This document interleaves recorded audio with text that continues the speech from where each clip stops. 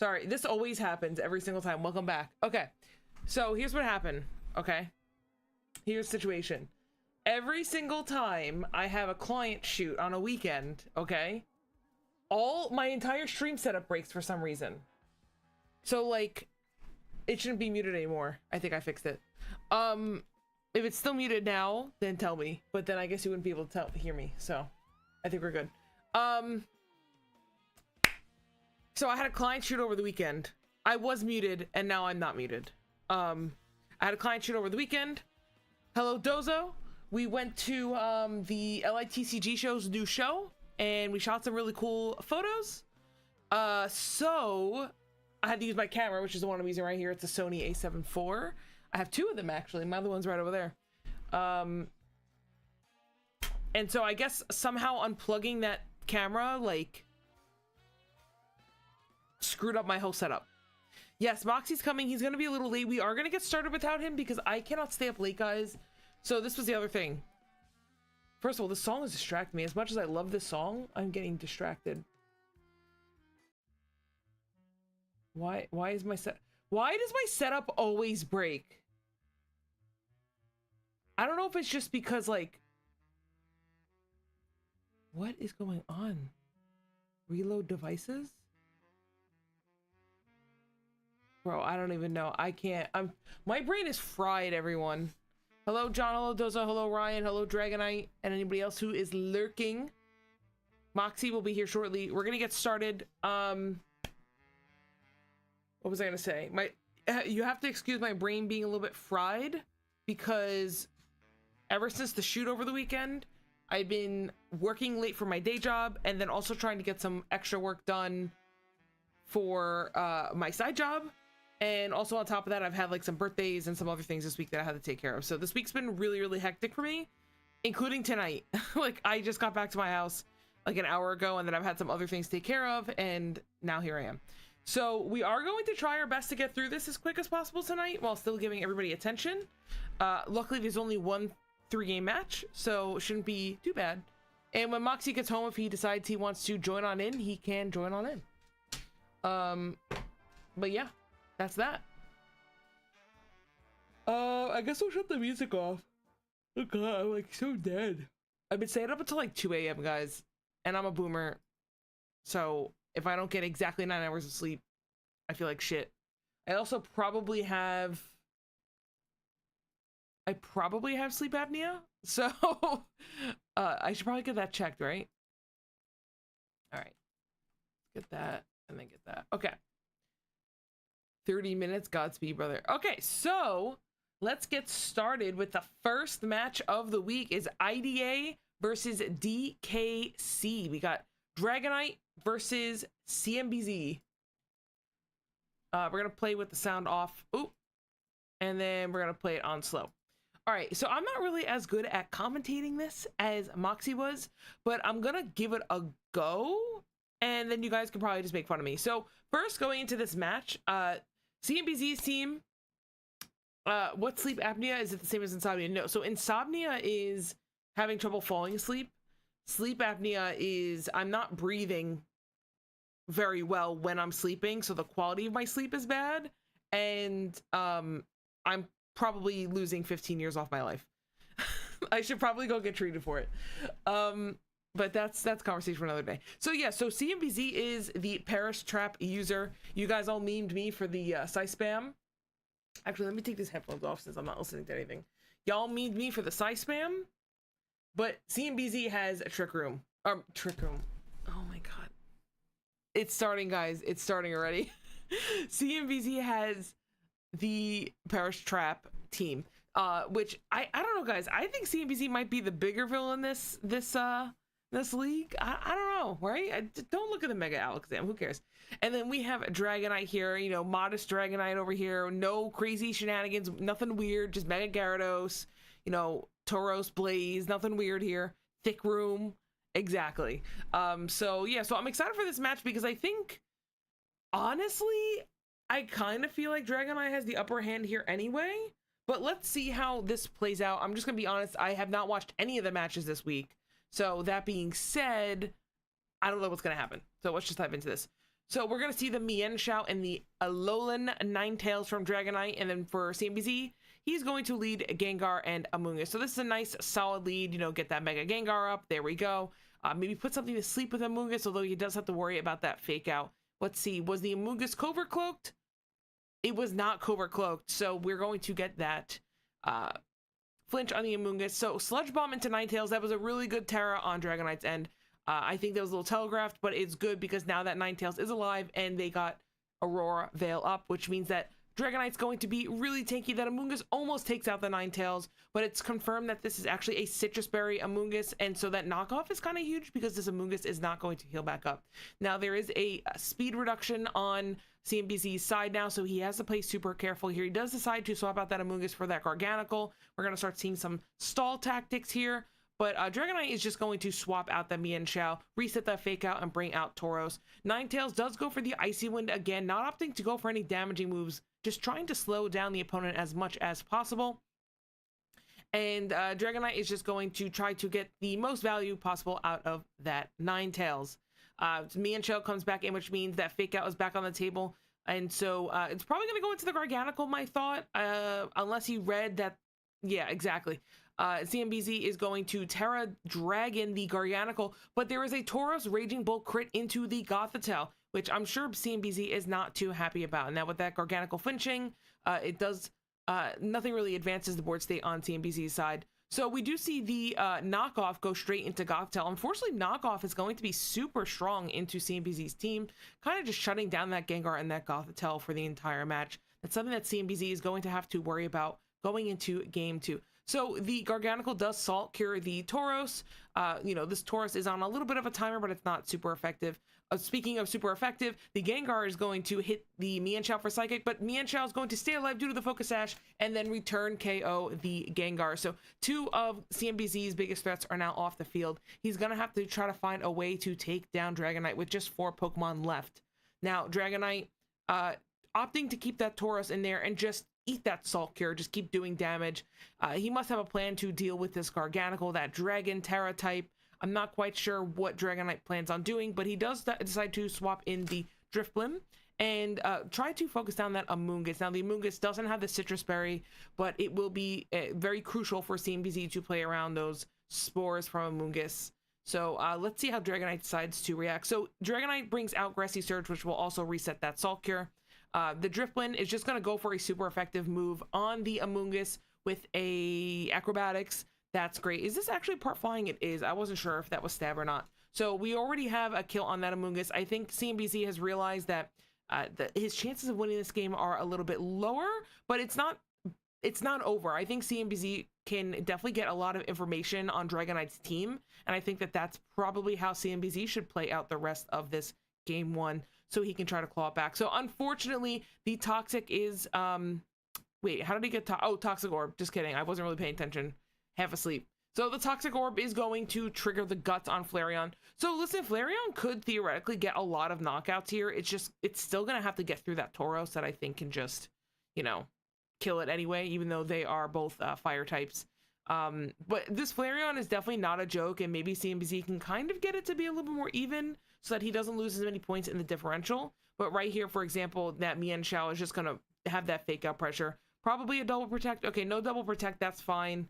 I hope, yeah, I was just gonna say, I hope that Dragonite read that, and so there is a bulk up on Tauros' side. Pretty much Dragonite is just going to sweep from here. I'm not really sure what his team could do to deal with this. Now, I feel like if CMBZ had some sort of ground coverage with the Garganical, this would have been a completely different game, but unfortunately this Tauros is just not really threatened by anything, and it just kind of gets the setup and go. Like, it's been Salt Cured for the last, like, 7 turns and just hasn't cared. So yeah, Dragonite with this Tauros, but you know what, the Mienshao does go down. Maybe the Garganical can just kind of outlast the Tauros, although I find that kind of hard to believe. But I mean, who knows with the Salt Cure ticking down? Dragonite just has not given a single F about that Salt Cure. But now the Intimidate comes down onto CMBZ's last 2 mons, although I don't think it really matters anyway. I'm pretty sure they're both special attackers, correct me if I'm wrong. But Gyarados is just gonna go in there. It's not even gonna Mega, dude. It's just gonna go in there and just say, you know what, Garganical, I'm done with you. Which is probably the right move, because doesn't Gyarados become Dragon? Probably just didn't want to die to a Terra Blast or something if CMBZ had that. So this is going to be game 1. Let me just fix this really quick. I guess I'll do the differentials. I guess I could do them now. So this is IDA got 6 kills. Oh, actually, no, let me write it down this way. Sorry, guys. Give me 1 second. Ah! Give me 1 second. I'm so backwards on all this. Okay, there was my commentating. How'd you guys like that? My half asleep commentating.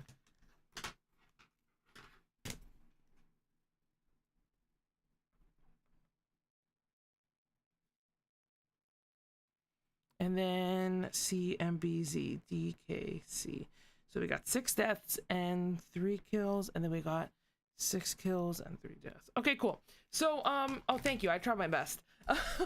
All right, decent but good. Thank you, Dragon. I listen, I've never really attempted this before, so this is really new to me. But okay, so yeah, if I'm CMBZ going into this next game, I really feel like I have to find an answer for the Tauros. That is the biggest threat. And then on top of that, that knockoff from the Mienshao, between the knockoff and the fake out, this is really like extremely detrimental to CMBZ's team. So I think CMBZ needs to probably play. The problem with CMBZ's team is I just don't think he's able to really get in all these games that we've seen. CMBZ not able to get this Gengar up and running. It just gets 1 attack off and dies. And I think he really needs to lean into that trap mode a little bit more. But let's see how he decides to adapt for game 2. Let me just read the chat. So I think CMBZ built Garg a little too passive, and Stoli knows playing Perish Trap. He also could build to take things out that didn't need to go down the Perish Trap. That I don't know exactly how he built the Garg, but from the moves we've seen on it so far, we've seen Salt, Cure, Recover, and Protect. It seems kind of passive. I would have loved to have some sort of ground coverage on this, or even just a rock attack too, just to get that rock stab. I mean, I don't know, what does Garganical even learn? Like, truthfully. Garganical, like, what do you learn that's rock? I mean, you could go for like a cheeky Meteor Beam. Even Power Gem wouldn't be bad. Stone Edge could be fun. I definitely think there's more options, but we don't know what that last move is yet on Garganical. I feel like if it was an attacking move, we would have seen it already instead of just Salt Cure spam. I think CMBZ built Garg a little too... Oh, wait. Ryan just copy pasted. Main problem with CMBZ is that he lacks a Tauros answer. You could Meteor Beam with the... Okay, hold on. You could Meteor Beam with the herb, and that could be funny. Is it special attack? Okay, I honestly didn't even look at it. Is it special attack? Okay, then never mind. I actually don't know anything about Garg. Okay, I thought it was a special attacker, honestly. That's why I said what I said earlier. Okay. Garg has too many good moves like Heavy Slam, Body Press. Okay, yeah. Dude, I'm half asleep right now. Dude, I went to bed at 2 a.m. I'm fucking tired. All right, let's go to game 2. Oh, wait. Slow. Dude, the Cricketune. Did you guys hear that? That's funny. I wanted the sound off. And I was like, is that Moxie? Is that Moxie in my chat when I heard the Cricketune? I don't like this new tea. His new tea is... So I got this tea. And it's cranberry and vanilla. Which at first sounded really, really good. But after the first sip... It tastes like that really shitty cherry... liquid antibiotics that you would get when you were like 7. Not even like the good Dimetap shit. It's trash. All right, let's get into this. So we get the Mienshao lead next to the Ninetales. Dragonite's probably going to look to set up that Aurora Veil ASAP. CMBZ decided to lead the Cricketune Gothitelle and get the double protect up. So this is really just a free Aurora Veil for Dragonite. Absolutely zero pressure. I kind of would have liked to see CMBZ attack into that, but I guess he made the right call because a double Blizzard just came out. So he decides to swap the Cricketune out into the Flareon, and then the Mienshao does use the U-turn on Gothitelle to reposition that Thwackey. So no knockoff. CMBZ is going to get away with murder, not getting knocked off. But the Trick Room does go up. So this will be the first time I believe Trick Room went up in this set, which will be kind of interesting depending on how this Flareon is EV'd. I think there was something that CMBZ could have done better last game. Maybe he just wasn't able to. But getting that Trick Room off and then seeing the Flareon protect is interesting. I wonder if that Flareon is just really fast, which I feel like it shouldn't be if he's going to be going Trick Room. So I'm not quite sure why the protect came out there. I would have loved to see that go into the Thwacky. But the Spore comes out on the Gyarados, puts that thing to sleep. The Intimidate does come out, but Flareon, listen, I don't know if that's physical, or I think it's physical because it's Flare Blitzing. So that is a little detrimental, but the taunt comes out on Amoonguss, which is great because now the spores cannot come out. He also can't protect. I believe he has protect on his Amoonguss as well. So now we're going to see the Tauros Blaze come out again. Tauros Blaze is, I don't know its speed stat, but it does look like that Flareon is going to be trying to get some damage off on the Gyarados. So right now, unfortunately, CMBZ has not been able to take full advantage of the Trick Room, but he has managed to keep his Flareon topped off at full HP. It just stinks that he's at -2 on his attack and just not able to do a lot. And unfortunately, his Mungus will go down for those sins. But with the grassy terrain, everybody's going to heal up just a little bit. Flareon's going to take a lot of toxic damage right there. So now that Trick Room is done, CMBZ is going to bring in that Mega Gengar, which is going to be the fastest thing on the field, I believe. Let's see what he's able to do with it. This Tauros is just a really super bulky Pokemon, and that Gengar throws a Shadow Ball at it, and it tickles the Tauros, while the Tauros does do 70 damage to the Gengar in one hit. So Gengar is now in a really scary spot. I expect it to protect this turn while he swaps into Garganical, but let's see what CMBZ decides to go for. Actually, he decides to go on the aggressive, and it pays off. Garganical is going to kill that Thwacky with a Sludge Bomb. That's pretty big for CMBZ because now he doesn't have to worry about, you know, Fake Out, Grassy Glide, all those shenanigans. So let's just get that out of there. But unfortunately, he still has to find a way to deal with the Mienshao and the Tauros.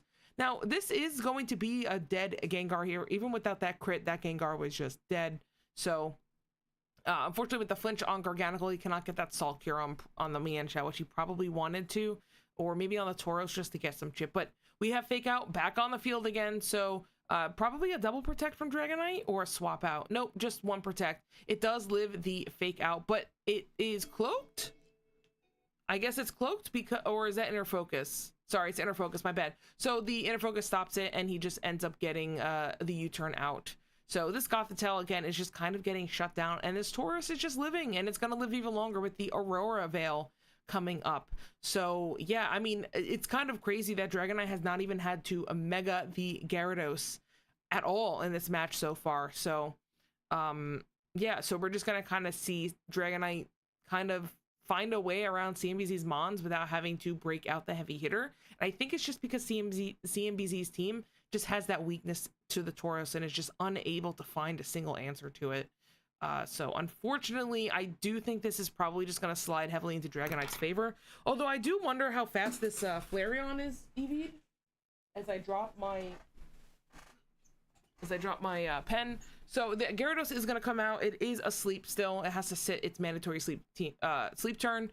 It doesn't matter because Flareon is just going to die. And yeah, I think unless Garganical has some sort of like Terra Blast Dragon, I just don't know. We still don't know the last move on Garganical. I would be kind of curious to see what it is. It has Superpower. Oh geez. Superpower on that's not really, I don't think Superpower really helps him a lot in going into this team.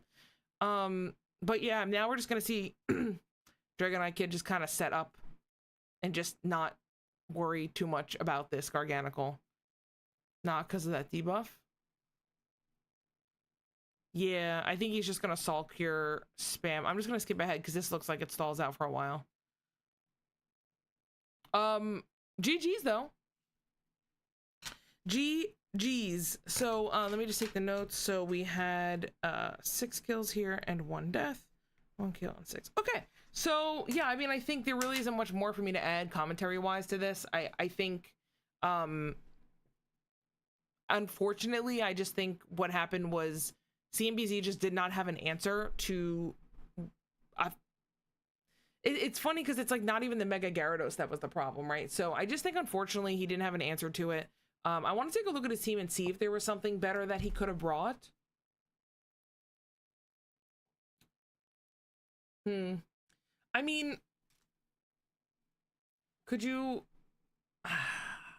I feel like there had to be something that he could have done with Garganical to try to deal with that Tauros a little bit better.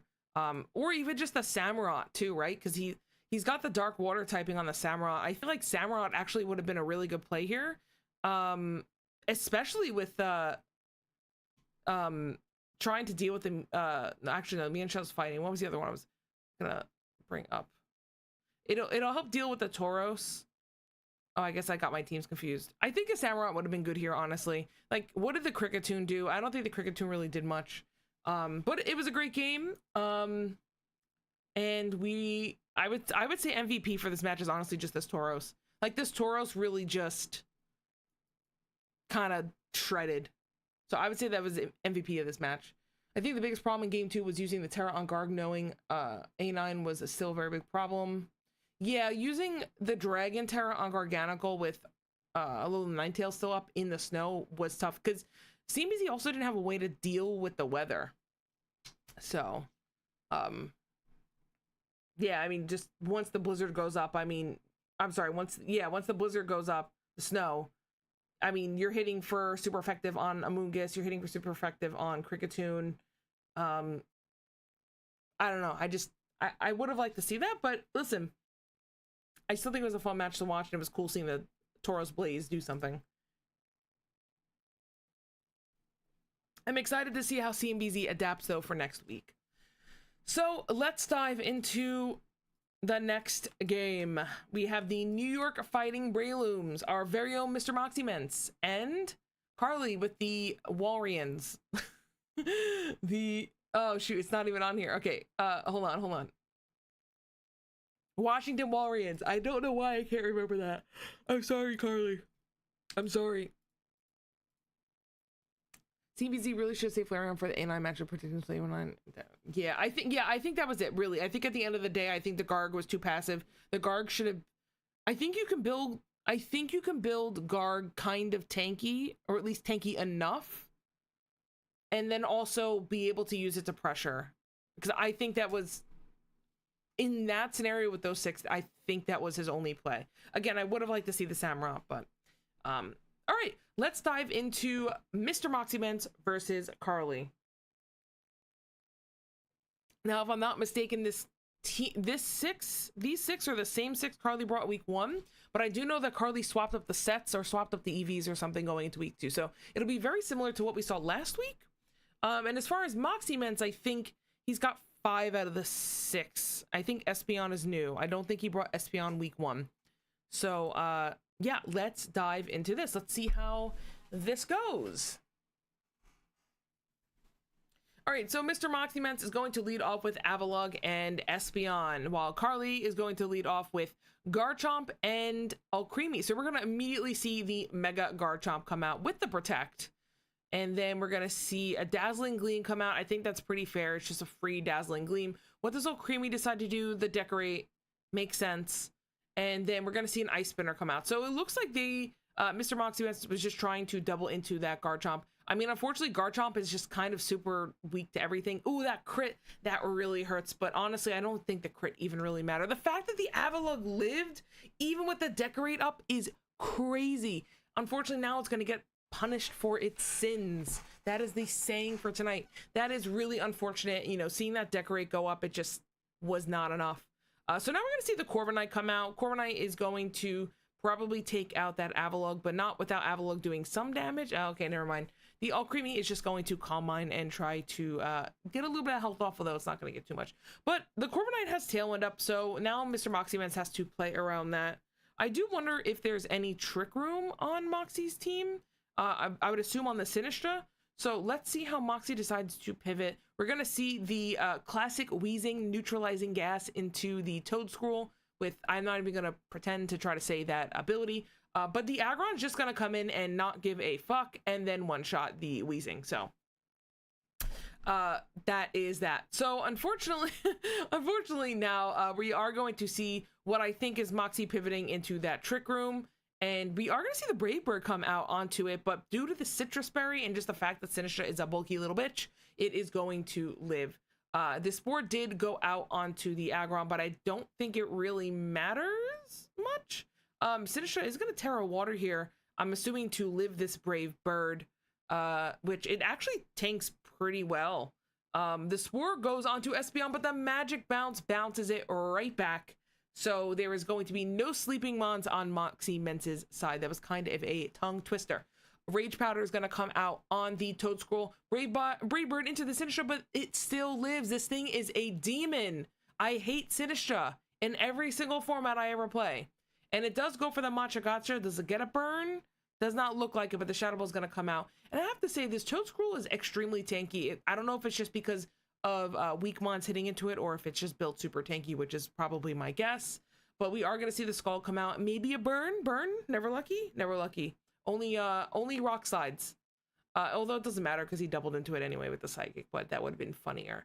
Intimidate is going to come out with the Aldi's Incineroar. I absolutely love that. No, I hate playing against Meowscarada. Thank you for asking in the chat. So the Fake Out is going to come out, but the Espeon called it and went for the Protect. And then Sinistra is going to die. There is one more turn left of Trick Room, but I think that's okay, because I think right now, honestly, I think Mr. Moxie Mentz kind of has this in the bag already. He does have to position that Aggron a little well. I don't know how hard this Torracat could really hit with like a Flare Blitz or something, but I mean, Aggron's just so tanky, I don't think it matters. So, I mean, it's just a Torracat. Even with like Eviolite, I don't think it's gonna be able to kill this Aggron before it dies. So we're gonna see it swap out for that All Creamy. Tailwind's going back up, but I really don't think Mox cares. I think he's just going to keep throwing damage out on the field and just, you know, do his thing with Grafai. Grafai, I hate that name. So yeah, we're gonna see a Pain Split come out. That's kind of interesting. I don't feel like I normally see that come out on All Creamy. Maybe I'm wrong. But Aggron's just going to not care, body press, and I think this is just going to be a little bit stally coming out towards the end while people, you know, Carly's still trying to get the Calm Mind up and Moxie's just chipping away, you know, doing what he can, dealing with this Corviknight. Excuse me. Excuse me, but yeah, so the Corviknight is still gonna live on 2%. And then decides to Terra Dragon. I wonder why we're gonna see the Terra Dragon here. What is that? 1% with the Super Fang. Here we go. Here we go. Okay. So it was brought back down the half. This thing is a Live Lord. And I know it's Super Fang only does half, but it's still funny. So we're gonna see another Super Fang come out, and then Aggron, I'm guessing, go for another kill on Corviknight. Ooh, we got the Brave Bird crit on Grafai. Ooh, this is nasty. And then we're gonna see another Heavy Slam, and then this time it does kill confirm. So actually that ended up being a little bit weirder than I expected, but it worked.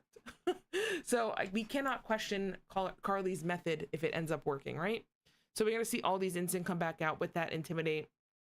Kingdra don't give a shit. Kingdra's just gonna swap it and say, yo, this is a dead Torracat. Go ahead and fake me out.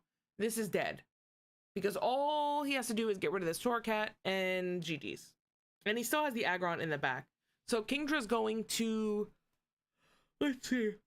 Excuse me, sorry. He's going to call, he called the Protect on the Torracat and decided to Flash Cannon the All Creamy. So now it's just officially over. I mean, I think it was already over, but now it's like extra over. And so, yeah, and it ends up being a kind of close match, actually.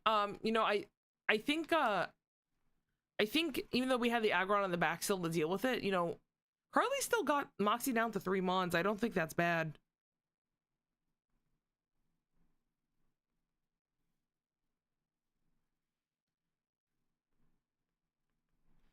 So Carly killed 3. Okay. All right. So I guess going into game 2, this is what happens when you have all physical attackers versus Aggron with, yeah, exactly. Carly's gonna have to find a way to do some sort of damage to Aggron that's not physical. but I don't really think that's possible on her team because the only special attacker she has would be Wheezing and All Creamy, which are both fairy types.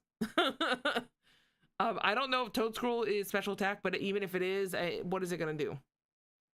So let's see how Carly adjusts going into game 2. Yeah, I love that Carly's trying to make Mega Garchomp work. I really do. I think the fact that it loses speed when it megas is just so unfortunate. What I would love to see from Carly actually is just not megaing on turn 1 and just like holding the mega for a little bit and maybe just taking advantage of Garchomp's native speed and then just maybe try to get a cheeky kill. Because unfortunately with the mega, you just lose too much speed. You just die, you know, because you're not really tanky either. So let's see how she adjusts going to game 2.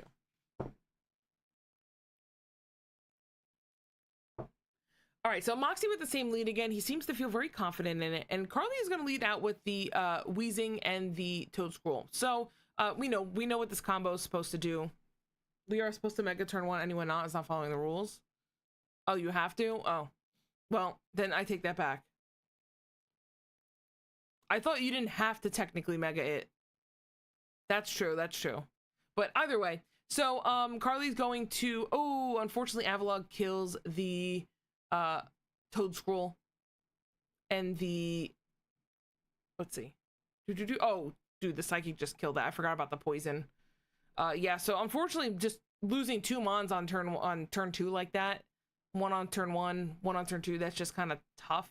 But Carly can still, you know, do her Corviknight All Creamy shenanigans, although she has to position that. But it decides she's going to commit the Terra Bug to the Torracat, and let's see how she wants to play this out. We are going to see the double protect from Men, so unfortunately that Terra is probably going to go to waste. But either way, now we're going to see the Brave Bird cut out. So the Leech Life is actually going to kill the Espeon, so that was some interesting tech. Get that Bug type against that Espeon and kill it. Although I wouldn't be super worried about this Espeon at this point because this Avalog is actually going to be a huge problem.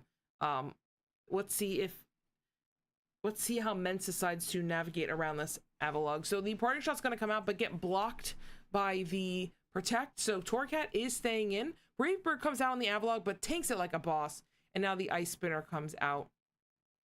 I think Moxie was hoping Ice Spinner would do a little bit more, but now he's going to swap it out to that Grafairy.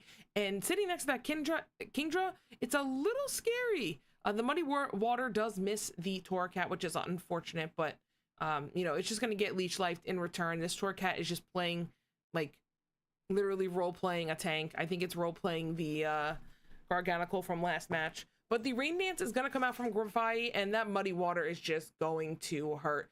It doesn't kill the Torracat, though, which is interesting. So Torracat is going to Leech Life and get, like, 1 HP back. That's fine, but you know, Kingdra is going to die, but take Mons along with it. So Moxie's going to bring out Aggron here. I think this is a great time to bring it out because one of the last 2 Mons has to be either Garchomp or Alcremie, and then we're just going to see the Torracat swap out. And Aggron is just going to Mega and Taunt. And, well, the Grafairy is going to Taunt. We're going to see the Decorate come out on that Garchomp. Super effective Heavy Slam into the Alcremie. So it's going to be Garchomp, basically, versus the world. Let's see how Carly plays against this. I'm not sure how Carly would be able to take this out right here. I just think Moxie Mence, unfortunately, just has too much physical defense here.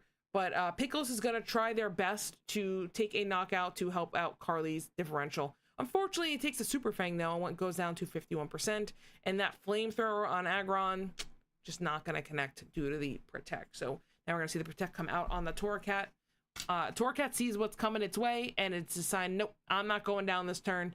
The Stomping Tantrum on the Aggron is nice, and that did do 61%. Unfortunately, it's going to die on this turn as well. So that is a great trade for Moxie, and now Carly's just not able to do anything. So that will be the game. I think Carly did some nice adaptations in game 2. I just think, unfortunately, like we said in the chat, you know, dealing with Aggron, you have to use a special attacker. Unfortunately, Steel's a really good typing, and you know, it's kind of hard for Carly to play around that. Excuse me. So anyway, it was a great game. you know, Moxie Ments with his silly shenanigans. I love the, you know, prankster rain dance into the Kingdra to get that kill and then bring the other mon super low down. I thought Espeon also did a lot of work this game.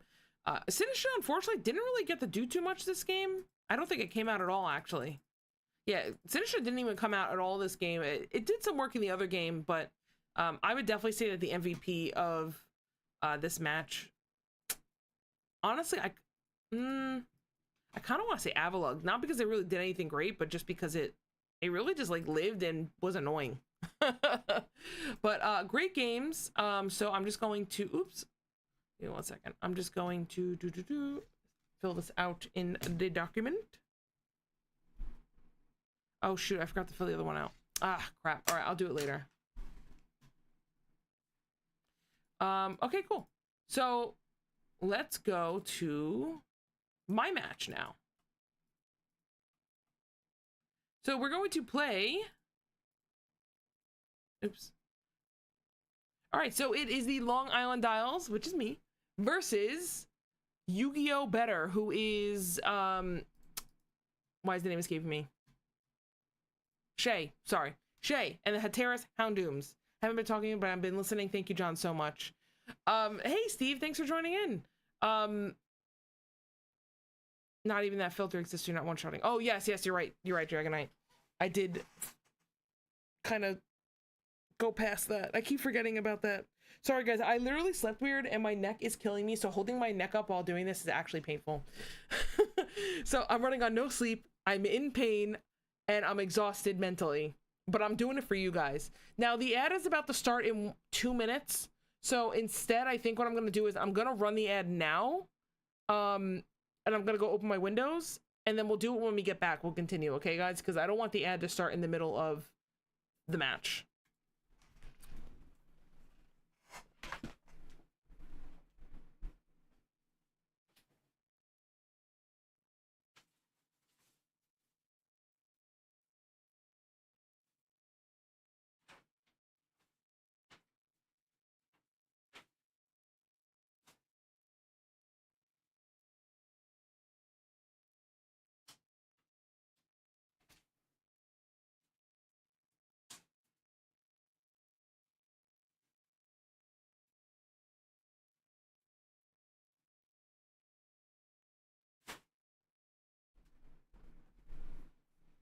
Now, for the rest of you,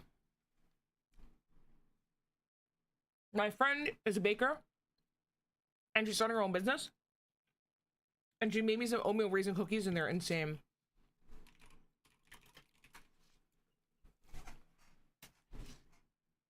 Oh god, my neck.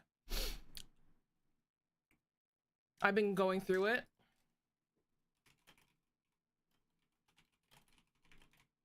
Oh wait, are you, hold on. Okay, wait.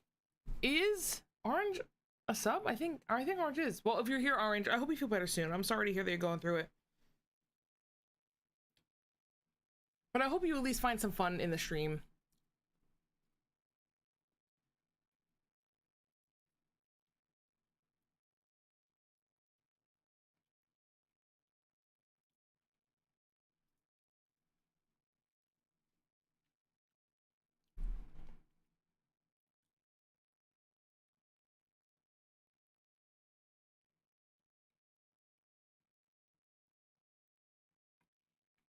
So, the thing is, Moxie is right about the rules. I think I just forgot. I'm gonna be honest with you guys. I think I just forgot.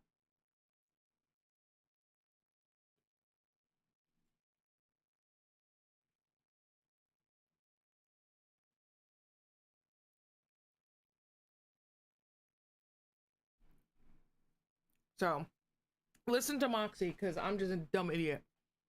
And the ads are over in 30 seconds, then we'll get into this.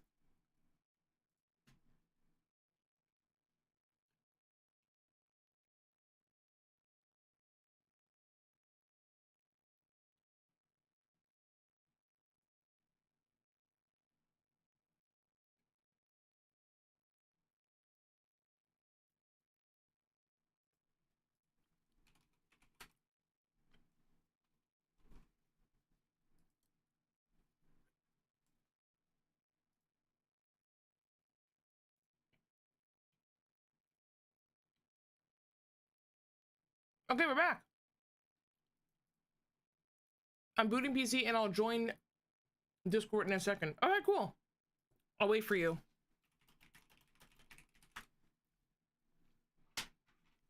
In the meantime, I will update the document.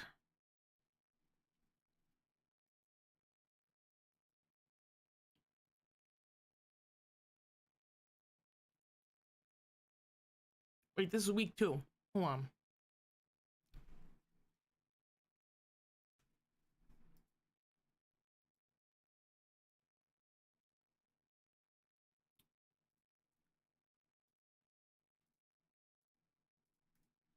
Oh, okay. Perfect. Moxie already updated his. Okay.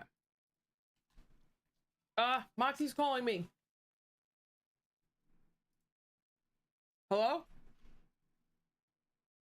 Oh, wait, hold on. Hello?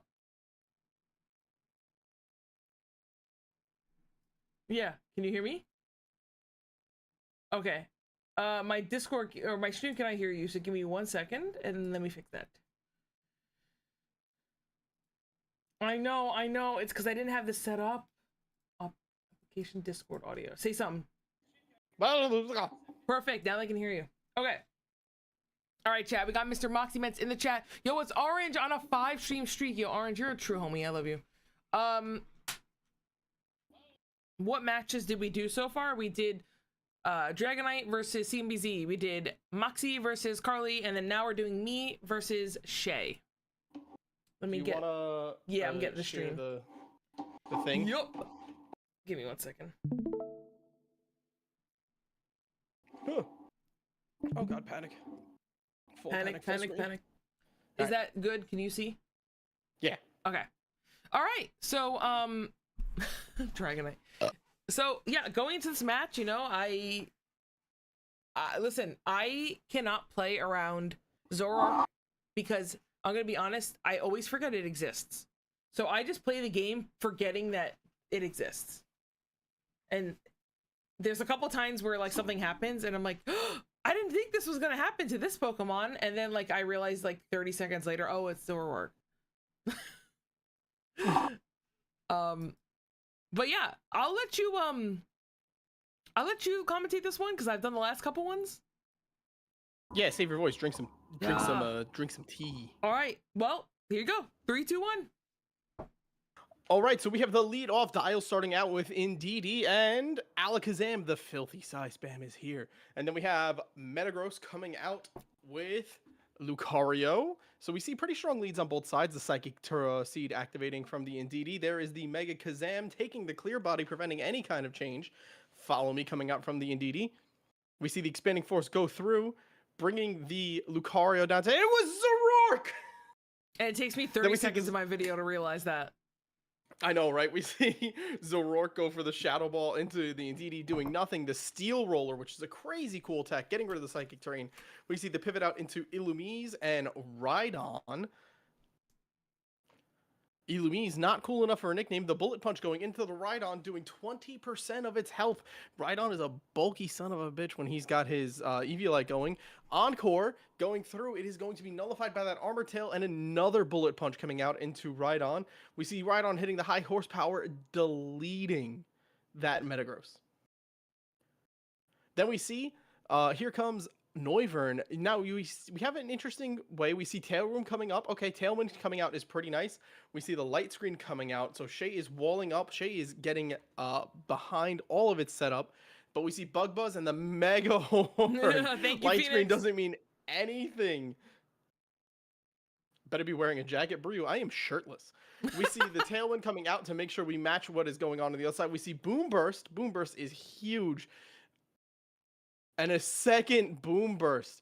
But Rhydon, again, so bulky. Just so bulky. Yeah, Rhydon's my MVP for sure this season. And then high horsepower. Ooh. High horsepower is right back. So now I bring Alakazam coming back in. Lucario is here. We see the Telepathy. And then in comes the Indeedee putting out that Psychic Terrain.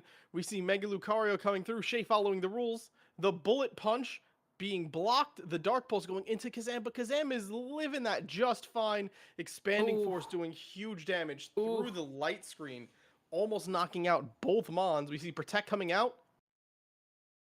Follow me. Oh, a defog. Oh, that was nice. I What? did not realize that also cleared terrain. So that It threw me does. for a loop. Another great tech coming out from Shay's side. That was great, Now, Shay. we do see the Follow Me coming through. Bullet Punch going into the Indeedee. Mega Kazam, though, still so strong on the special side, finishing out that Mega Lucario. We see the Dark Pulse going into Mega Zam, knocking out Mega Zam.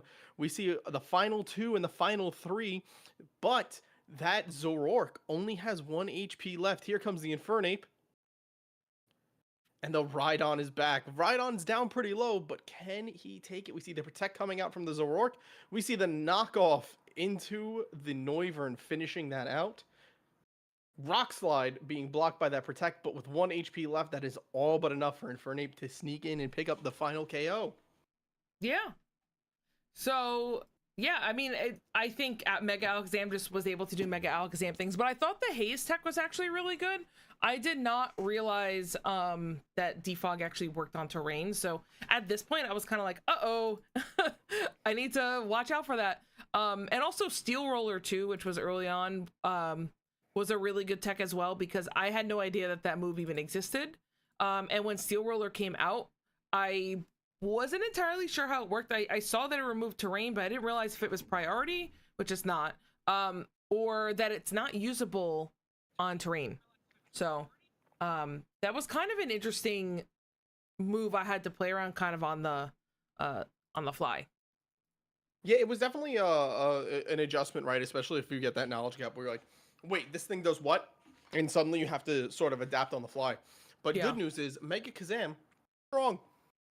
Just a little bit. All right, let's dive into game 2. We see yet again Indeedee and Alakazam coming out. Oh my gosh, who would have thought? And then comes, we see, oh, the same leads from both sides. But is it the same, or is one of them Lucario? Oh, Or I mean, Zoroark. we do see the Follow Me coming in from the Indeedee. We see the Expanding Force coming through, eliminating Lucario. Shay not following the rules that time, but here comes the Steel Roller, knocking out the Psychic Terrain. Farigiraf is back in. We see the pivot into Illumise. The double pivot. And Infernape. So again, another good double pivot. We see the Protect coming out from the Farigiraf. And then we see the Bullet Punch going into Illumise. We see the Protect coming up, and then we see the Flare Blitz going into that slot, unfortunately doing nothing. We see the extra sensory, very high damage into Infernape, unfortunately not enough. We do see the Bug Buzz coming out into that Farigiraf. It's a Zoroark! Oh no! In comes the real Farigiraf, protecting from the Zoroark, and now we're going to see the Encore yet again getting stuck by that Armor Tail. But forgot. the Flare Blitz said, hey, I don't care. And the 10% chance of a burn, that Farig is not going to be able to stick around for very long. Or I can just heal it off with leftovers. That's also fine. So Yeah. I just bring in good old Phoenix, you know? Good old Sometimes Phoenix. you got to bring in Rhydon. Rhydon eating up that This thing's extra a tank. sensory. We see the Bug Buzz, not enough to take out Savior, but we do see Rock Slide. And I think that will be, not enough to bring out the Zoroark, but real close. I wonder if I should have high horsepower that turn. But either way, we're going to see the Helping Hand come out. The Tailwind goes up. Will my Rhydon move first? No, it does not. So the Shadow Ball will kill the Illumise, but at least I got the Tailwind up. And then the double Rock Slide, because I channeled my inner Moctimens and didn't miss any of my Rock Slides. So that was definitely a little bit of RNG on my side here. But, you know, we're gonna see the electric Pokemon come in facing that Rhydon. We know what happened last time. I one-shot it with the Stomping Tantrum. So let's see how Shay adjusts in this match. We do see Shay immediately matching that Tailwind, not wanting to go last. Sludge Bomb coming out doing half to the Sylveon. Sylveon is one bulky girl. Hyper Voice, not high horsepower. Hyper Voice coming out, doing very strong damage. Unfortunately, not a lot into Toxicity, but it doesn't matter because it just goes down to the high horsepower. Yeah, so now we're going to see the last Mon here, which is that Metagross. And I'm a little bit of a dum-dum, and I forgot that Sylveon is weak to Metagross. So I just died to a Bullet Punch. I theoretically should have terrored that, but I was thinking of terroring Phoenix just because I did not want Phoenix to die. I feel like that was more of a higher priority target anyway that would have been doubled into. So I guess it wasn't that bad of a Terra. But either way, we are going to see the Mega Alakazam come in here. And then obviously we're going to see that swap in on the next turn with the Indeedee because I should just be faster. I think I messed up one of my calcs because my Alakazam was supposed to be faster than everything. And I guess I speed crept incorrectly. And so yeah, so we are going to see that trade happen there. But it's fine because even though Alakazam is going to be hitting into a Psychic Steel here, it doesn't matter because it's Alakazam. And exactly. At the end of the day, this is Mega Alakazam. Mega Alakazam is insanely strong. We do see the Casset Berry making sure that Metagross lived until the high horsepower showed up from the back and said, hey, no. I do think this game was I think both games were still extremely winnable by Shay, by the way. I think this was a lot closer than the numbers look. I really do think that, like, if this Rhydon died there, for example, I don't know if I survive a Bullet Punch on this Alakazam at 55%. I'm not sure. I think this could have been a little bit scarier. If Shay has Protect on Noivern, but one of the things Shay needed to call was the Indeedee switching and its Steel Roller of the Zam. Yeah, I also think that was another play that had Shay gone for that, I think I would have been in a really bad position. So this was definitely very winnable by Shay. I thought it was a great match, and don't count this team out at all. I just won because it's Ice Spam. I think at the end of the day, if we look at it back, right, I think Orange makes a great call out. Shay got into a position where Shay should have started playing a little bit more aggressively. Right, like you cover for that Zam coming out no matter what happens, in my opinion. I think that Steel Roller into Zam showing up is probably the way, especially after game 1 when Shay saw that play come through and wound up failing on the Bullet Punch. But as Steve is pointing out, which is 100% true, hindsight's always 20/20. Mm-hmm. You know, you could have easily just been like, I'm gonna click Shadow Ball, and then what is that Bullet Punch winds up being great. Yeah, exactly. So that was a great game though. Shay, good luck in the rest of your season, although I'm sure you're gonna kill it. Cool. So we're gonna go into the next match, which is Dozo versus Orange. It's the only 3-game match of the week. We've only had 2 3-game matches this season. That's also for all you want to be Psy Spam stoppers. Orange, stop telling people how to beat me. All right, so let's dive into this match. Going into it, you know, Orange, great player. We have lots of wide guard options here, which is what I expected to play against. And yeah, this looks like it was a really close match, so I'm very excited to see it. Dozo, you know, with that Mega Lopunny, I think this Mon's really underrated, and I'm excited to see what Dozo does with it into Orange's team. But you know what Mega Lopunny's not underrated at is being the choice for Gooners. Actually true. Okay, let's get started. As my neck is still killing me. So we're going to see the Mimikyu and Medicham lead. You know, Orange really loves leading with that Mimikyu because it can just soak a hit for free. And then we're going to see Dozo lead with a Talonflame Annihilate. Is this Reg H? Question mark? But the Brave Bird is just going to come out and crit on the Mega Medicham. Oh, wow. So that really puts Dozo in a really big lead right there, right off the bat. But we end the bulk up. Uh-oh. What does Orange lock in? That Trick Room. Okay, cool. This will be interesting with the camera up in here. It should be slower than the Annihilate, correct? Yeah, it should be. Okay, there we go. We're going to see that Eruption come out. Also, again, I think I mentioned it last name, but top tier Jogo is the nickname for that camera up. Shout out to Jujutsu Kaisen. We see the Rage Fist going into the Mimikyu. Unfortunately, it is only going to break its disguise, and now we are looking at Dozo in a very unfavorable position while there is a Terra Fire Camerupt just chilling. We see the Protect coming out from Jogo. We see the Protect coming out from the Annihilate. Looking to probably try and catch something with that electric Terra type explosion, murdering Mimikyu. That was nasty tech, Dozo. It was interesting seeing the Protect there. I wonder if Orange maybe called that because, you know, that's not really a turn you would want to Protect on. You're in Trick Room and Camera Up, so I'm guessing Orange probably called that, but it was still a really good move. We are going to see the Dual Wing Beat come out on that Annihilate. That should be one dead Annihilate. This Camel is able to do things I was not able to do with it last season, and it's just sitting there at 100% HP, firing off eruptions. But now Dozo's going to bring out his Mega Lopunny with the Protect. Let's just stall out that last Trick Room, and let's see. Oh, we do get the kill on the Electabuzz, so you know, being at that 0.5 special attack, the -2, I do wonder if that camera's just going to swap out here, especially it's not in Trick Room anymore. That's probably, yeah, exactly. Go into that Toxapex and just threaten that Sceptile with like a nasty poison move or something. Just kill Yeah, I that would thing. we do see the dual wing beat yet again coming out into the Sceptile, doing almost enough to just immediately murder it. We see the Dragon Cheer going into the low punny. We see, unfortunately, that return only doing 65% and no crit coming out. Leaf Storm hitting Yubel and doing just over half. We do see the return coming on and finishing off the Ooh. Fletchender. Oh, the infestation kills the Sceptile.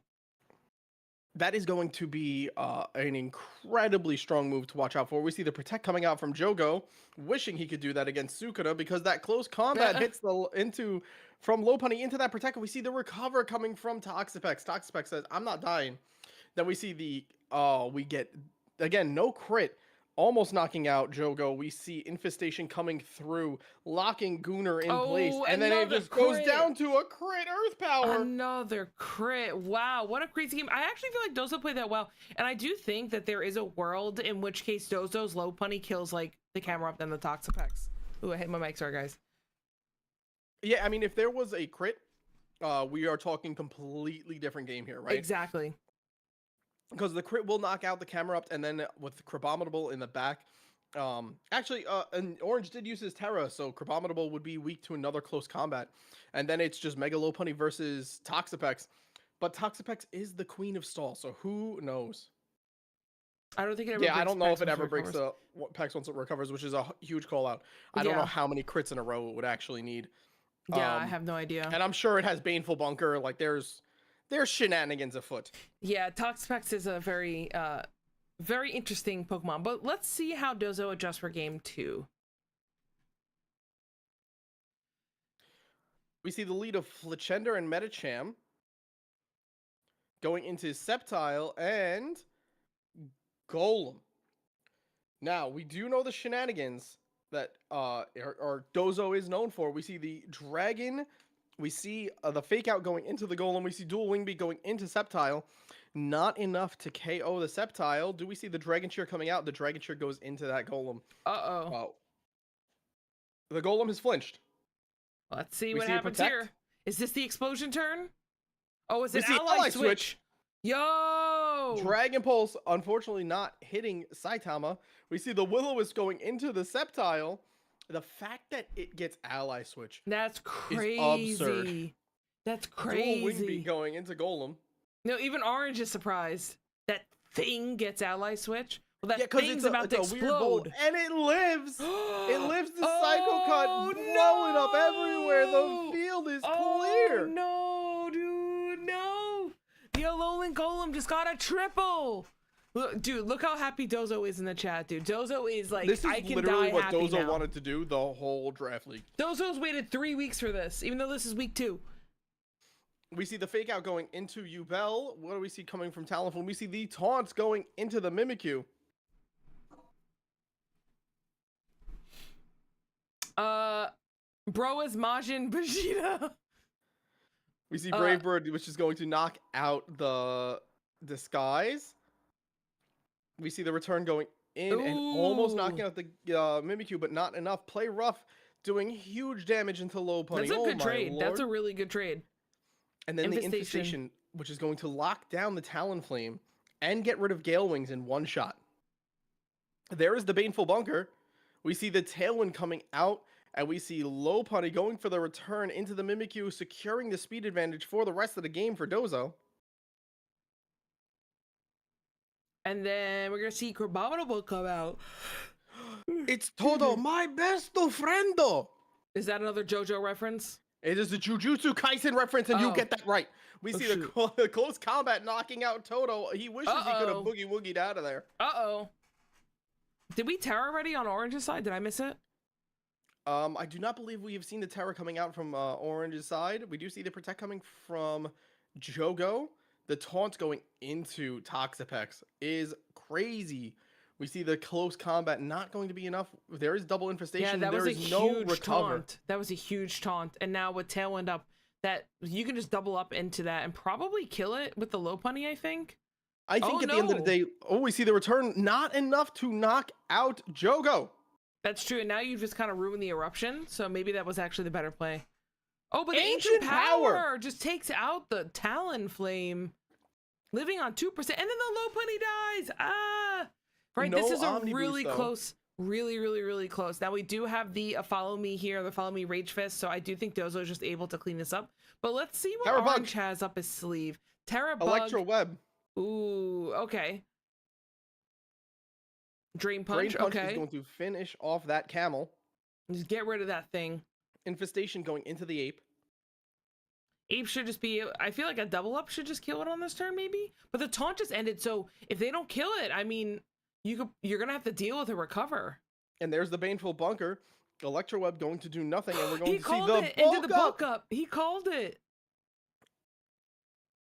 Good job, Dozo. That was a good hitting read. again. We do see the E-Web, and then let's see that Rage Fist. Unfortunately, that is the end of Toxapex, my beloved. Dozo, I actually thought you played really well. Honestly, that explosion was good, and also on top of that, I think that read there was also good. That read was fantastic. I'm not gonna lie, guys. This golem went kind of crazy. All right, so going into game 3, Orange now has seen a lot more of Dozo's mons, and You start the leads because I'm gonna scarf a brownie down real quick. Okay, sure. So Orange is going to lead Camerupt and a Mimikyu here. So probably Protect Trick Room. I don't know. Let's see. Dozo's going to lead Lopunny and Annihilate. So Dozo's going pretty offensive here. Obviously going to Mega on that first turn. We're going to get a committed Terra on the Camerupt as well. So actually it doesn't look like we're going to get a Protect and Trick Room. But it looks like that Mimikyu is just not afraid. And the Rage Fist does not kill secure on the Mimikyu. So this should be a really hard... Wow, that eruption hits so hard, and then the Trick Room goes up here. So now suddenly Dozo is on the back foot. That was a really risky play on Orange's end, but it actually ended up working out super well. And I think that was a really great play. Now we're going to see Toxapex come out and help stall. Dozo, unfortunately, I think is in a little bit of panic mode, just going for whatever he thinks will resist the eruption. Unfortunately, Talonflame was probably his best mode into breaking through how strong eruption is going to hit. And now Talonflame does not have that priority. We're going to see this erupt. I don't, honestly, looking at Dozo's team, unless we get Mega Lopunny back in for a fake out, I don't know what gets through eruption. Explosion. Explosions. We do see Sceptile coming in. We see the Protect. It looks like we're just at this point trying to sacrifice Mons and bait some turns out. There goes Talonflame. Infestation is clicking into Sceptile. Is there anything you can do with this Golem, you think, this turn to try to deal with any of that? I think what Dozo's going to try and do is click Explosion, but the Wide Guard is here. He goes for the Rock Slide. Oh, no. He got Wide Guarded. And we get the Dragon Cheer into the Golem. Unfortunately, this is going to be the end of Trick Room. Is this another Wide Guard? Oh, we and do it's see the another Wide Guard Wide coming Guard. through. The explosion. And on the Explosion, Oh. nobody dying from Explosion. Oh, except himself. Oh, no. All right, so, unfortunately, Lopunny's still only at 11% and has to get through 6 of Orange's Mons. The little Lopunny that could, it thinks it's Urshifu, but it's not. Yep, and there we see the Dragon Cheer going into Lopunny. Unfortunately, I think that Infestation, the crit does not matter here. The residual damage, however, does. Oh, that's rough. That's rough. So now we're going to see that follow. Oh, we're going to Dragon Cheer the Electabuzz. Yo, Eerie Impulse. That is going to be critical Eerie Impulse. Yo. And then honestly, the Eerie Impulse, crazy survivability there. Unfortunately, Electabuzz probably not built to be the strongest attacker that Dozo has, and I don't see it coming through the 6v1. The static, however, coming through, paralyzing Toxapex. Kind of tanky. Except for the Infestation. The problem is now we can see the Protect, the Para, but unfortunately, this Electro Web, sorry guys, is not going to be enough, and the Infestation residual is going to be enough to take out the Buzz. Well, that was a GG. Honestly, Dozo, I actually thought you played game 2 super well, and you should be very proud of yourself. I think you made a lot of really good reads. Orange is a very, very good player, so the fact that you're able to take a game off of him says a lot. So I thought you played well, but I have to also give props to Orange. Orange really adjusted super well in the last game. I think game 1, Orange was just scoping out Dozo's sets. And then in game 2, when Dozo kind of, what's the word I'm looking for? Dozo found a line, and I think Orange just was able to see that, come up with a plan on how to counter it, and then execute it just better in game 3. So Orange, I thought you made amazing adjustments. As one, if anybody knows the Michael Jordan meme, you could see it in Orange. Once that explosion got off, he hit his, and I took that personally moment, and Orange came back ready to get his vengeance. That's funny. Yeah, no, but great game. I actually really like that. That one might be my favorite of the week. Just because I feel like it was a lot of back and forth. Game 1 was very close. Game 2, you know, Dozo made good adaptations, and then game 3, I think Orange did kind of run away with it, but I think it shows that both people adapted very well. It was back and forth, and we like those. So GG's. Yeah, definitely. Okay, so we have 2 more matches. We're gonna watch Phoenix and the Ariados and John from the Staten Island Snorlaxes.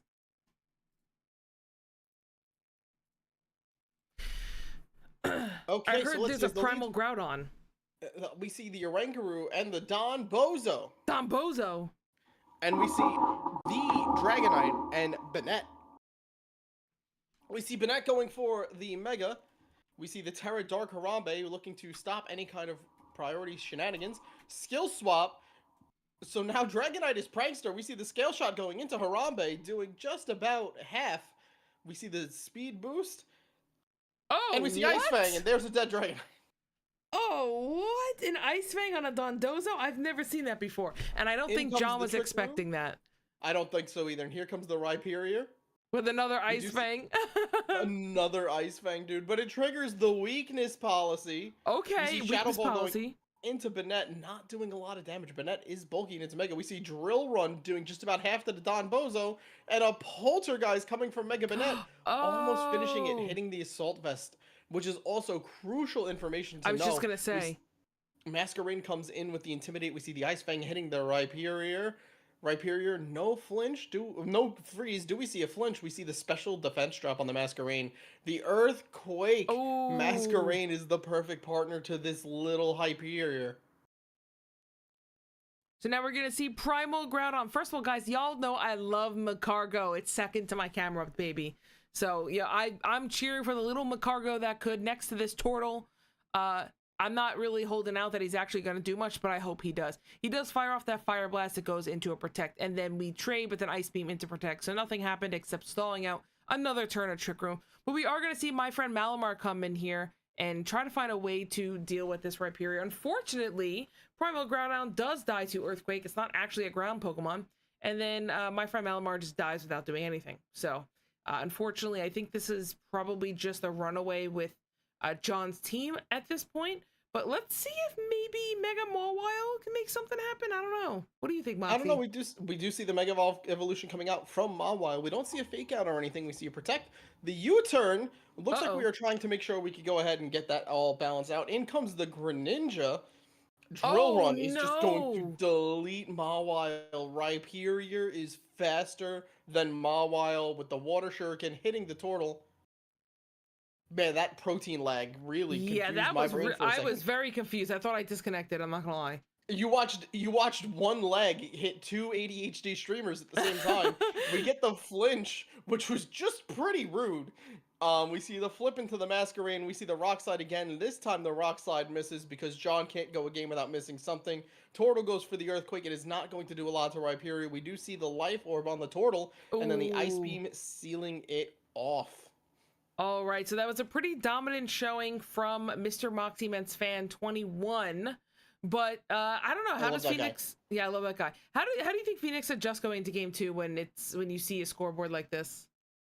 I think you definitely have to see the Rhyperior. I think you have to acknowledge the fact that it's a Terra Grass Rhyperior is very strong into what Phoenix is bringing, and I think you got to find a way of stopping that thing immediately.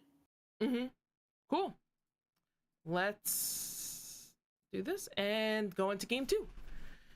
So are we going to see the same lanes, or are we going to see something different? Phoenix did immediately Terra Harambe on turn 1 of last game. So let's see what happens this time. We're going to see Greninja and Rhyperior come out on Staten Island Snorlaxes. The immediate Dark type Terra onto Harambe. Doesn't want to mess around the, oh my goodness, that's just going to just straight up take it down to like 1%.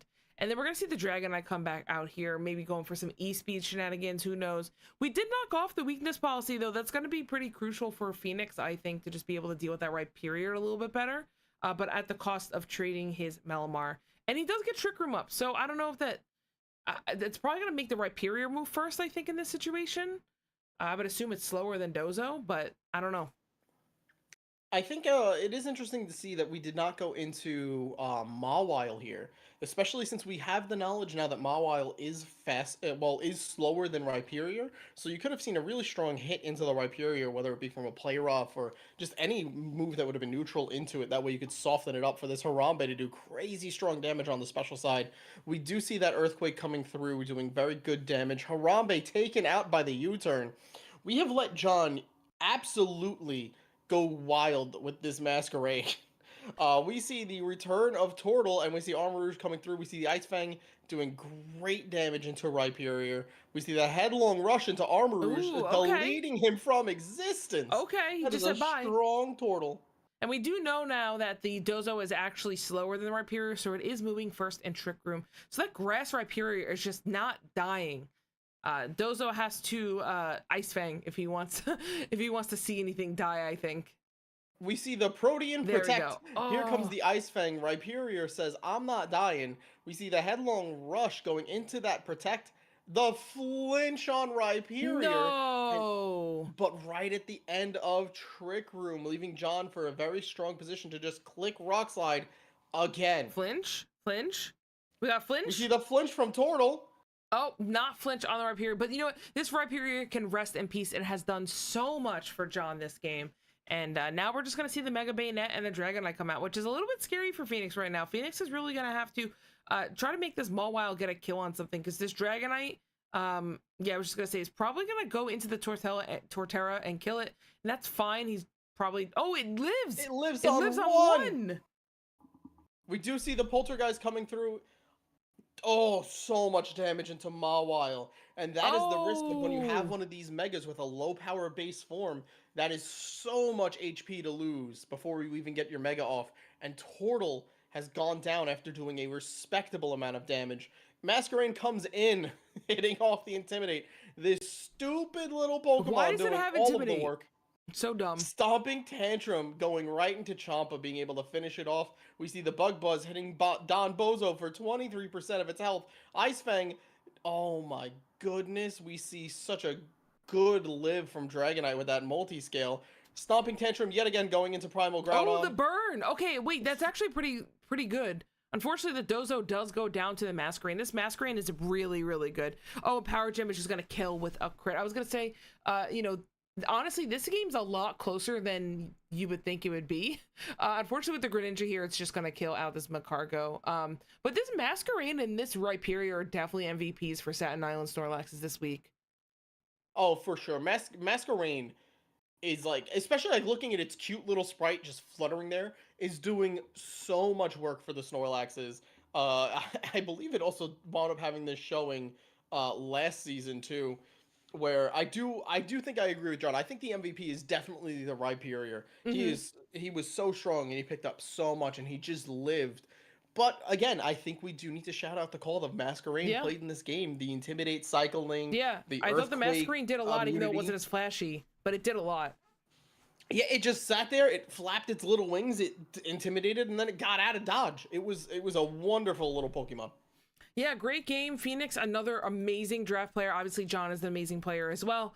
This game was very, very close, and I think, honestly, a couple other things maybe gone a little bit different with maybe a couple of flinches or a couple of crits, and I really think that this was anybody's game. But yeah, I think the Mask-Rhyperior combo was just so hard to beat for Phoenix. I'm not really sure what else Phoenix could have done to deal with that. It's unfortunate that the Malamar kind of did nothing both games. It kind of just felt like this was a 5v6. I'm not sure what the goal was with Malamar just because it didn't do anything. But yeah, the weakness policy on Rhydon was also a really good prep as well. So yeah, I think Malamar was unfortunately just not in a position where it was able to get going, right? I think when you have Greninja out there on board, I don't know if it had a Protect on it, right? If Malamar had a Protect, maybe you could try and scout. but immediately getting hit by the U-turn. To be honest, you could tell Phoenix was definitely ready in how he was building it because it Yeah. lived a 4 times effective U-turn, which Yes, yes. like you got to call out. Like Phoenix was at least ready for that to work. Oh, Um, 100%. Unfortunately, Malamar just got ran into some things it just couldn't deal with. Yeah. Well, that's the nice thing about draft too, is that like, you kind of know what you're playing against. You can try to find ways to find holes in your opponent's team, but also make sure that you cover the holes in your team as well. And I don't know Phoenix's team that well, and I'm not nearly as good of a team builder as Phoenix, but I do wonder if there was maybe something else he had on his team to deal with that Rhyperior. Unfortunately, that Terragrass Rhyperior is extremely, extremely difficult to deal with. So, yeah, great game. Let's hop into the final game of the week. It is going to be the GSP with Pokey Nerd versus Bryu and the Tasmanian Talaflames. So we're seeing Sun versus Eruption. What do we got going on here? Bryu and his damn Murkrow. Get him out of here. And then Bruxish is back. Bruxish, and we have Psychic Terrain in DD. We see the swap into the Overquill. The Overquill will be immune to any Psychic shenanigans. We see the Self-Defog, making sure that it cannot be affected by that Psychic Terrain. Ooh. And we see it living both moves that would have definitely taken out Mega Metagross right there. That was a good play by swapping that out. But I really, really, really like that deep. See, look, Nerd also didn't know, or Carly didn't know about the... Sorry, Carly didn't know about the defog. So this is interesting. 2 people didn't know this week. But yeah, we're going to see the Tailwind come out on that Murkrow now. Now we're going to see Sun, which is going to power up the Chlorophyll on the Lilligant. But Bryu called it with the Rain Dance. That's amazing tech on Bryu's end. We're just going to one-shot the Mega Charizard with an Overclaw. I've never seen that before. We do see that Ice Spinner coming out, not being able to do too much damage. We see the Crunch going into the Exeggutor. We see that going down on the Brave Bird, bringing Lilligant down to the Sesh. Surprised we saw an Ice Spinner and not some Sleep Spam. We do see the Ice Spinner again, which will this time knock out the Overquill. However, we are pretty free to bring in whatever we want here, like the Metagross and the Whimsicott. Whimsicott, unfortunately, is not going to like seeing this giant steel Panzer tank. Sunny Day is here. Lilligant will be able to go first. Oh, goodness. Just kidding. Metagross is going first. It does not. Metagross taking 50% from that close combat is crazy strong. The Brave Bird is going to be enough to take out the Lilligant. And now what we have left is this Metagross and his entire posse. I was just going to say Metagross and the homies. We see Terra fighting. Tailwind coming through. Heavy Slam, enough to just delete the Indeedee. And the Metagross just cleans up the board. I have to say, Great game 1 for Bryu. Yeah, I have to say, Bryu, that call on the Rain Dance right here. Was it this one? No, sorry, right here. This turn right here. Yeah, I mean... That I think that just won you the game right there, because you just being able to one-shot that Charizard and then not having to deal with it basically for the rest of the game. I think Nerd's team was like super supportive for that Charizard, but didn't really have too much going on outside of that. And you took out the Bruxish and the Charizard early. That was great. That was really a great play. Like, I don't know. Bryu always finds like the most optimal way to use Pokemon in ways that I never really thought of. And that's why I love watching Bryu play every week. Yeah, I think Nerd definitely could have retaliated on the next turn instead of bringing Exeggutor. He probably should have brought in Whimsicott to try and redo the Sun, because we do see here it is packing Sunny Day, right? And you can kind of bring the Weather War back up. It's unfortunately just, we do run into the scenario where Bryu can also just shut off the Sun if he wants. And you could at least play some mind games, but it was absolutely devastating when Bryu not only removed the Sun that enables PokeNerd's team, but also got rid of the Mega, which hard counters Bryu's Mega. Yeah. We are having ads start. Sorry, I can't stop anything, but I did give the sub to Bryu so he could watch his own game review. But yeah, no, I mean, like I said, I think Bryu is a really great player. I don't think he gets enough credit for his team building abilities. I think people just like watch him play, but every single one of his draft teams that I've seen have been really, really strong. So All right, cool. Let's dive into. Is this the last match of the week? It is. Last game, last match. Okay. Muted. We see the lead. We see Murkrow and Metagross coming up, going up against Whimsicott and Bruxish. In comes the Overquill. The Tailwind comes out from Nerd's side. We see the Tailwind come out from Briu's side. Flip turn from the Overquill. Who is it going to wind up bringing in? It brings in Exeggutor. Unfortunately, had Briu... oh, we see the Sunny Day. We see a Solar Beam going into the Overquill, knocking it out. Nerd said, I ain't going down without no fight. Yo, Nerd is making adjustments, though. We like to see that because Nerd realized that the Overquill was a problem, but Briu also realized that the Whimsicott was a problem. So Briu is just going to take out that Whimsicott with his trusty little Murkrow. I hate this thing. Charizard is going to come in, but again, Nerd has to know that he has to take on Murkrow first, right? Like, Briu is not going to just not press Rain Dance there. I really feel like Nerd... comes the Rain Dance. I have to yell at this league. I do it too. It's okay. But yeah, we are gonna see. I yell at you too. I know I'm bad. We're gonna see the Typhlosion come out, but like in rain, it's just not gonna do anything. And this Charizard needs to get swapped out like ASAP. It should have been swapped out the turn it was swapped in. Now we're just gonna see the Air Slash. I mean, we're killing the Typhlosion, which is great, but is Typhlosion really a threat? I'm not quite sure. I would have just tried to double that Murkrow. That Murkrow would have been killed if you doubled it this turn, and we know that it doesn't have Protect. So I think that was just a free kill on Murkrow personally. But now the Metagross is coming out. We're going to see Mega. The Defog comes out. Just not even going to have to worry about anything. Stone Edge just kills that Charizard. And unfortunately, I think at this point, it is just over for Nerd. Yeah, I don't see too many options into Mega Metagross at this point. Megagross is just such an incredibly strong Pokemon. We do see the Indeedee come out, which will turn off Metagross's ability to spam priority. Draining Kiss, though, into that Lilligant. Oh, blocked because Psychic Terrain. Triage has been forgotten about, which, to be honest, I also forgot about because Showdown does a bad job. We see a Swords Dance. Yeah, how can you tell there's Psychic Terrain? Dude, it just looks like freaking rain. So anyway, Bruxish is going to come out here, but Metagross don't care. It's just going to get healed up and then Heavy Slam. And we're just going to see the Lilligant live on Sash on 1. It's kind of purple, but like I'm never looking that far up, you know? Like it's kind of hard to see. Listen, I'm Boomer, okay? The close combat is gonna come out, but it's not gonna kill the Metagross. It's just gonna live. It doesn't care. This game's actually pretty close. It is a 2v2, although I do think obviously Briu has the benefit here, which is having that really fast Metagross. Just gonna Psychic Fangs and get that kill confirmed. So it is Bruxish versus Clawitzer here. I mean, we obviously know the Clawitzer's going to win here. I mean, the Dragon Pulse just hurt so much with that Terra. This Clawitzer has been top 3 favorite Pokemon of the league so far. Honestly, this Clawitzer, even in in week 1, actually did a lot as well with that Dragon Terra. So, Briu's team is probably my favorite team in the league so far in just terms of being built. I feel like he has so many tools, and he's also executing those tools very well.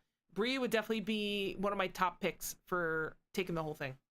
Yeah, as I have said from our draft stream review, I do think that Briu has the strongest team in the league. Yeah. And I think this is another game that just shows it off. There's so many options, so many tools in Briu's pocket that he's able to just sit there and go, you know what? I'm gonna do this, this, this, and this, and you're not stopping me. Yeah. Yeah. Well, I do think there were a couple of turns that Nerd could have done a couple of different moves that I think, like getting rid of that Murkrow, I think he should have realized from game 1 the Murkrow having Rain Dance was probably the biggest issue on this team for him, next to that Overquill. He did take out the Overquill pretty early, which was nice, but then the Murkrow had to go. It lived for like 2 or 3 turns after that, and it shouldn't have, because if Charizard was still alive, then bring the Charizard back in for the Sun. But again, I think both players played well. It was a very close game. It came down to 1 Pokemon at the end. So, Nerd, you should be very happy with your play. Briu's an amazing player. Briu, I thought you did fantastic as well. Your prep is always on point. And I feel like Briu's also very quick to identify, like, a game plan and then stick to that game plan. And make reads. Yeah, for sure. Briu is, you cannot underestimate the Mod Father and what he's going to go and do. Yeah, and also I will say this too, Briu is not afraid to make a read. So, yeah. cool. Oh, go ahead. Oh no, I was gonna say, and he didn't make game 2 because of Crow, which is correct, Brio. However, it is incorrect per the goddamn rules we set. I'm going to make an announcement about this because I'm tired of it. I'm gonna be honest. I may have not made that clear on the stream. I don't know. Maybe you said something. Maybe I said something that was not very clear. So let's just clarify it. Yeah, I thought we made it clear, but I thought we did too. Where it's like your mega has to mega, because if not, there was no point in a mega tier. Yeah. Okay, cool. So let's go give out the award. So we have best prep, and then we have MVP. So Steve, it's not that you have to mega turn 1. It's that when your mega is on the field and staying on the field, it needs to mega. So like if you lead we made it when we were talking about it. Because if not, now we have 2 Gyarados running around the league. No. So if you lead Garchomp, right, and Garchomp is going to attack, then you have to mega it. If you lead Garchomp but say, actually, I'm going to swap it out for Farigiraf, you don't have to Terra it. You can just swap it back out and bring in the Farigiraf. But like at some point when that Garchomp hits the field and is going to stay on the field and attack, it has to mega. That's, I think, what Moxie's trying to say. That was a rule we talked about. I know it's not written, but think about it. Like, just legitimately, guys, let's think about it for a second, right? If you drafted the Mega Pokemon, like, the easy example is Gyarados, right? So, we have Dragonite who drafted Mega Gyarados. And now Phoenix just made a swap for Gyarados. So, in a draft league, we have 2 Gyarados about this. I swear I never asked about this. You know what's funny, Steve, is you've been abiding by the rule, partially because Mega Metacham is just an upgrade.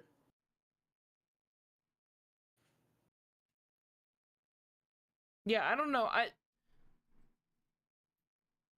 The rule was definitely it had to hold the Mega Stone. I remember that. It had to hold the Mega Stone. Yeah, We'll I don't know. talk about this offline, boys. Yeah, but yeah, exactly. I'm getting too tired. My brain's fried. But we have to give out some awards. So we have best prep, MVP, and then we have to have a funny award. I was thinking prep.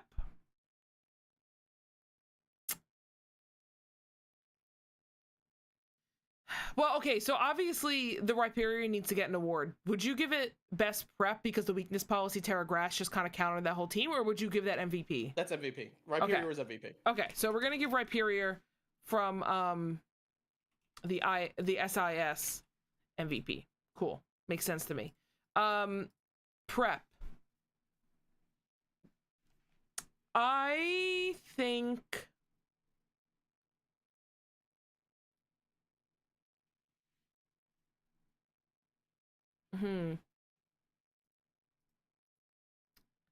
Ice Beam Mask. That was good. Yeah.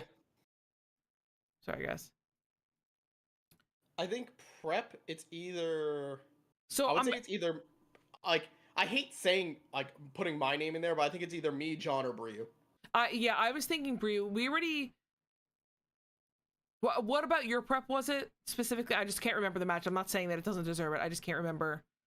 We had Ability Shield on Espeon for Magic Bounce and, what's it called? Oh, yeah. Ice to potentially threaten out going into Terra Water and then Magic Bouncing the Spore back onto his Mon and putting it to sleep. Yeah, that was good. Yeah, like, I would say that was my, like, prep. Yeah. To be honest. No, that was good. That was good. I don't know. I'm kind of stuck between the 3 of them. Do you want to let chat vote? Yeah, chat, you want to vote between me, Bryu, and John?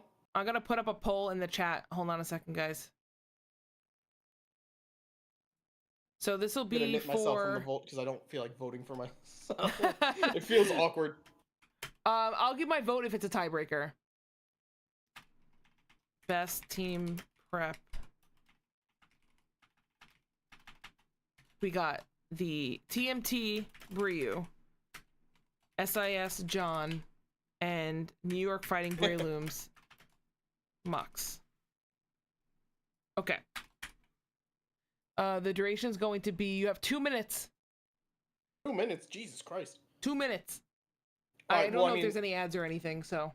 While that goes, I think we just I think we go with the easy funny one. Yeah. Was explosion? Yeah, I think just explosion. I think we have to give Dozo an award for the golem thing because, like, truthfully, it was funny. And you could tell Dozo drafted that and was like, I am going to execute this at least once this league. Like, I will not stop until I do it. For. Yeah. Explosion is so last season. That's funny. Oh, no. Fuck off, John. That was 2 seasons ago. I do think we have to give it to Alolan Golem. It was too funny, especially the fact that he even was willing to sacrifice his own Mon. Like, that was the thing too. It wasn't even just that he got a double kill, he got a triple kill by sacrificing his own Mon. Yeah, for sure. Exploded a lot last season too. Didn't you also already explode this season? This vote is hilarious. Oh no. What are they doing to me in the comments? I don't think you have a vote. Yeah, I figured.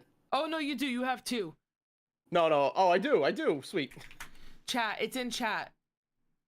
John, if you can't vote in the chat, like, there should be a thing in chat, like a button to press. Who won best prep, Steve, or who won, like, in general? Best prep list was Bryu last week.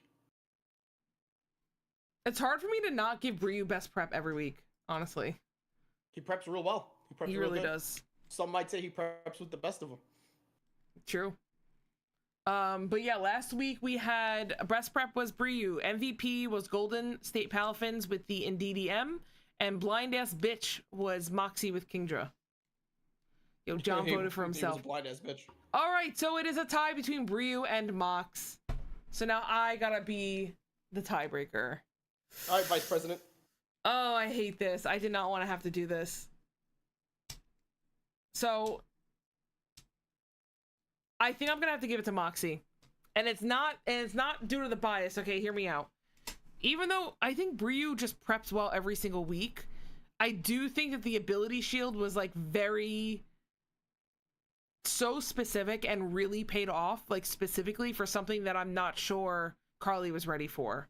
So I am gonna give it to Moxie. I'll take it.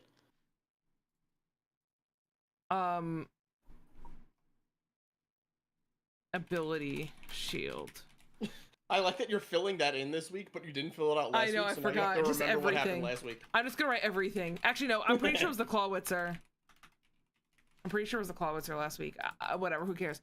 Anyway, so thank you guys so much for watching. I hope you guys enjoyed it. Sorry I had to move it this week, but I had my father-in-law's birthday and I had to take care of that. So, we will be back next Tuesday, unless work gets hectic. If I have to get something out for Thanksgiving, because I'm only working Monday, Tuesday, Wednesday, so we'll see. But we'll be back next week at some point. And ability shield is kind of automatic against it. Yes, but it was used in a unique way. Like, it was the fact that it was put on the magic bounce and then he did reflect the spore was actually pretty. I thought that was pretty interesting. But yeah, I mean, you know. But yeah, I know I have to schedule my match with. Oh, I did schedule my match with Carly. That's tomorrow. So I still haven't even made the team.